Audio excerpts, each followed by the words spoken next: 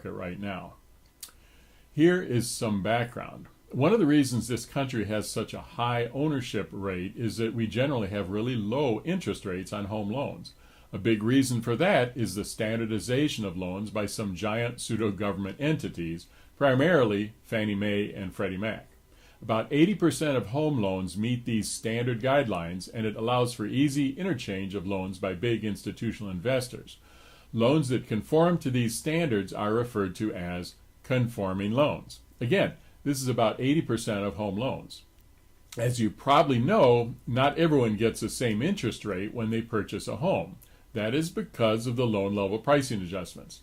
These adjustments compensate for variations in each loan, like the size of the loan, the type of home the loan is used for, the credit score of the borrowers, the occupancy of the home, and even the physical location of the home. This standardization is normally great. However, when this group changes its standards every few years, it impacts a lot of home buyers. The loan level pricing adjustment changes for 2023 are quite significant. Here are 4 examples of negative impacts. First, pricing will now be impacted by a buyer's total debt to income ratio. If a buyer's monthly debt payment is above 40% of their income, they will face a pricing hit. There's a lot of concern that this will lead to additional difficulties in getting loans through underwriting because it is a whole new measurement. Second, for the last 30 years or so, if a buyer's credit score was above 740, they basically had access to the best pricing. The vast majority of the buyers in our office have had scores above 740. Now a buyer needs to have a 780 or above to get the best pricing level. Third, refinancing will reportedly be more expensive than a purchase loan.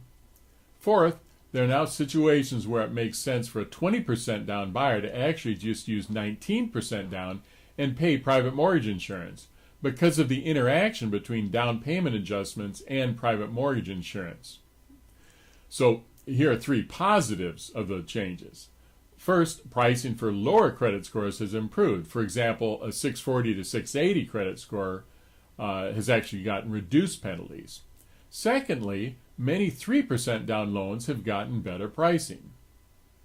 And then third, there are now situations where the buyers have qualifying incomes equal to or less than 100% of the area average will not be subject to these new adjustments.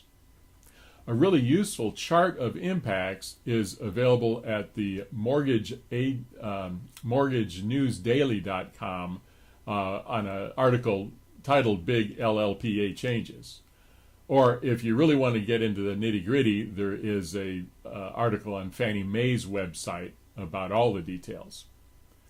On a related note, one type of loan that isn't a conforming loan is an FHA loan. Pricing on FHA loans has actually improved significantly. These loans have historically worked well for first-time buyers without great credit or situations where there's a non-occupant co-borrower. The bottom line here is that mortgage approval criteria have changed. If you have a pre-approval from the first quarter or before, you need to go back to them and get an update. Thanks for stopping by, and good luck with your home purchase.